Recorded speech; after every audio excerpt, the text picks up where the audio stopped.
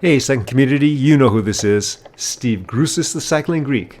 Please excuse the title for being a bit clickbaity, but there's a reason why I use this. In its simplest form, artificial intelligence is a combination of computer science with very robust databases in order to produce some problem solving. So in other words, the program learns from experience and then uses that experience later on when it encounters that same or similar situation. And that was me this race. Originally, this race was going to be a combined 50 plus, 60 plus race, but because it filled up and there were, I guess, people on the waiting list, they decided to split the categories, so this is a separate 60 plus race. Now, my friend in front of me, Frank Winters in the Clean Power Kit, was telling me that probably what happened is you have a lot of people that were A59 last year that aged up that really wanted to do well today, and so that's why I had so many people that signed up.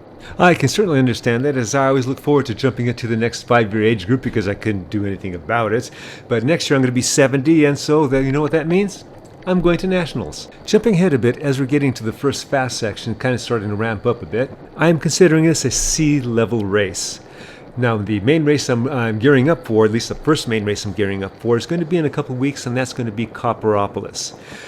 But since that involves some climbing and I'm having a little trouble with my weight that I'll be talking about in a bit, I'm not sure how that's going to go. Be that as it may, one of the main things I'm looking for this race to see is how I do with this younger group. Now, if you're younger, you're probably thinking that, what's the problem? The youngest age in the age group is 60 and you're 69, 9 years difference. Not that bad. Well, it's not that bad if you're going from 30 to 39 or maybe even 40 to 49, but there is a decay, an accelerated decay. I'm trying to keep it under exponential decay that happens when you get older. Now, what I've been doing here is slowly moving up, looking for opportunities. There may be a wheel that I would follow, and sometimes not that closely, but I was moving up because at a certain point we're going to climb just a little bit and take a right turn. And it's at that right turn I want to make sure that I'm toward the front, because that's going to be heading into another right turn, which is going to be maybe, 3-4 miles later. That goes on to that first rough section with a lot of potholes. Jumping forward, we're coming onto that section now, and as you can see, I did not do a very good job holding my position. Actually, everybody knew it was coming up, so everybody was trying to get in good position. The first riders in the front punched it through there. This was going to be kind of an attack thinning section, and this is where I got to see my first hint that I need to make some changes. And this part applies to the title that you saw at the beginning of the video, Serving Two Masters. So we got two things that we're working on here in this video, the AI title and the Serving Two Masters screen title. So with the AI title, this is where I'm actually starting to gather information. And what I gathered from this first time through this section is that I'm nervous being in the middle of a group, going this speed, encountering holes that only have fractions of a second to decide what to do. So what you actually see me doing now is you're starting to see me going back a bit. Now, you also saw that we really haven't encountered any big holes yet. Now, I felt okay at the start of the race. The last 2 days I've taken off the bike because I pretty much got really close to overcooking myself about 3 days before. Now I'm starting to hit those holes.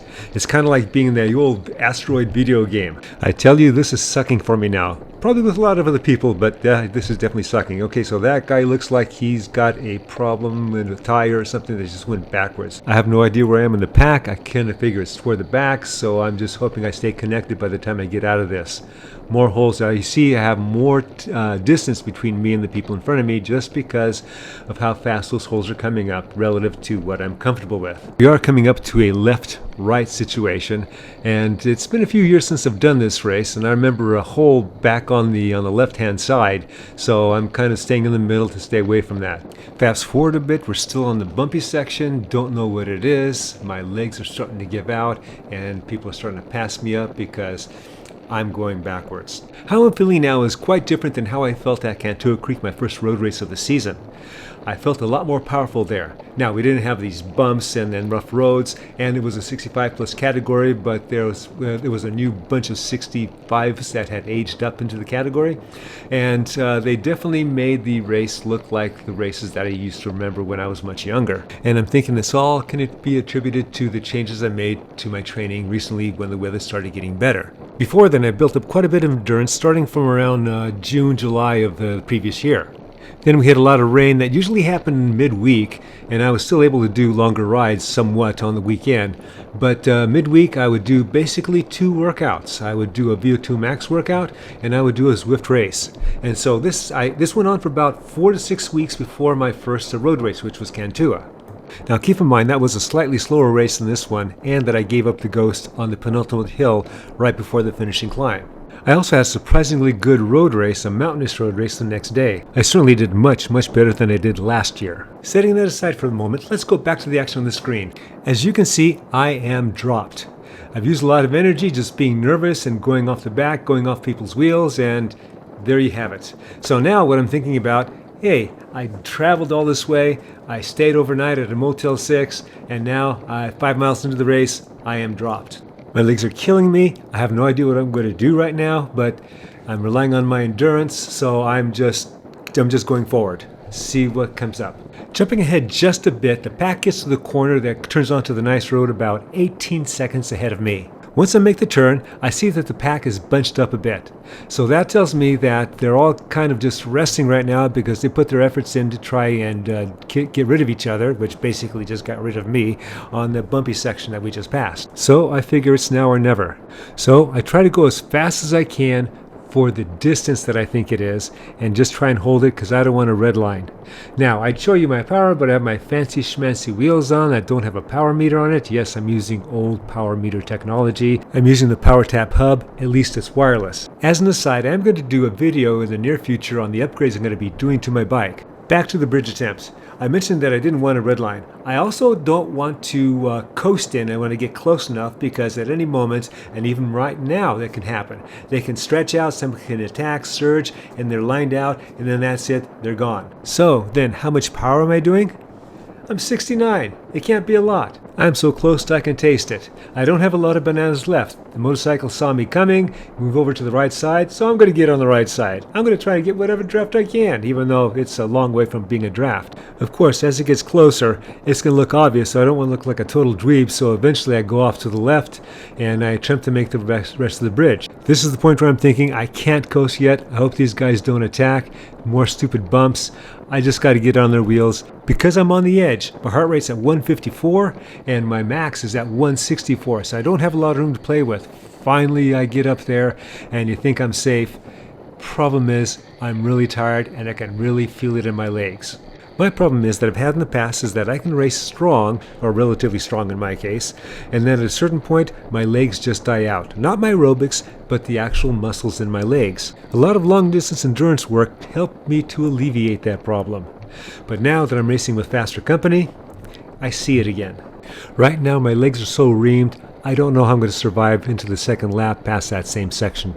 I figure I'm going to stay in back of my buddy Bob here because he's a good wheel to follow, and then when I feel better, I'll need to move up if I can in order to create some buffer. Jumping ahead 11 minutes on a small climb, this is where I start to move up. So I mentioned earlier that I had some goals for racing for this year, and those are going to be 2 races that are going to be happening before June and 2 races after June. Now during June is going to be another event. Okay, so this is where I'm moving up. I look ahead and I see there's a small breakaway there. Now that's not something that I can really jump across to, so and somebody comes in front of me, so I'm just kind of hanging right here. I don't know who's in the break. We have some teams here. Obviously we have a lot of strong people, so it could be a good configuration or it could be an early configuration. I don't know. All of a sudden this guy starts to go, so I figure, I'm up here, I'm going to go with him. And so another guy jumps in there. I don't have a lot of punch ordinarily, and I certainly don't have a lot of punch now, but I'm going with it. I don't know what's happening behind me, and now that I'm putting this video together, I can see that there is a gap that's happening. It's right about here that I'm hurting so much that I want to just take a look back to see if anybody's back on my wheel, so I can have a multi-fractional of a second rest just to get back on their wheel. But I just couldn't trust the situation. They're kind of slowing up here, and I'm thankful for that. Don't know what's going on behind me, as I said before. And so I figure they're going to catch us, but I'm just going to hold my position as best I can. Still hurting. Heart rate is now starting to approach back down to 150. And of course, it's right about now that I'm hoping that there's not a counter. We still have a little bit of uphill to go, and I need to recover a bit.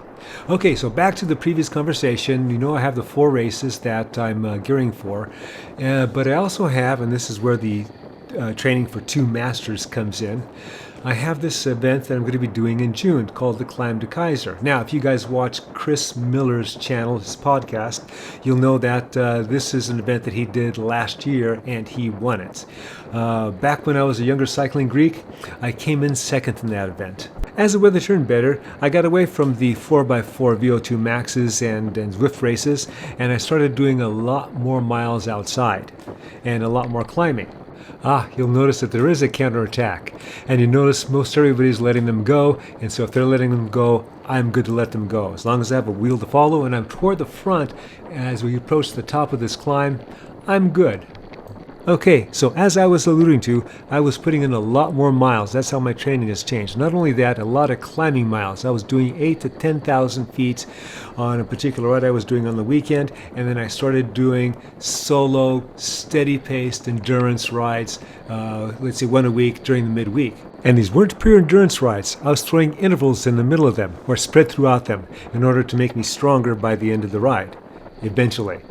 For example, on this one 80-mile solo ride, I did 4-minute VO2 max intervals. And I'd throw the first one in after about an hour, the second one in after about another hour, hour and a half, and then the last two went toward the last half of the ride.